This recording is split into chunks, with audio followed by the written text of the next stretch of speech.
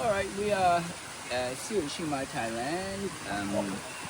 We are another sort of landmark, another tourist spot in Chiang Mai. It's a natural waterfall.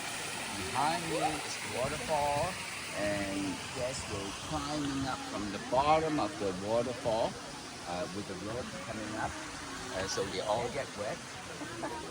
But it's a natural waterfall. It's quite deep, and a lot of tourists really want to take the adventure to experience climbing up from the waterfall。我而家喺清邁其中一個又係景點啦，叫做係一個 waterfall 嚟嘅，咁就好多遊客而家喺度爬緊上嚟啊！喺最底層嗰個 waterfall，因為咧而家你睇緊個 waterfall 係就 beginning， 即係頭嘅啫，仲有兩層嘅，咁佢哋去到最底嗰層就爬翻上嚟。用條繩咁樣，都幾危險下，我就唔會擒啦。不過佢哋都好勇敢。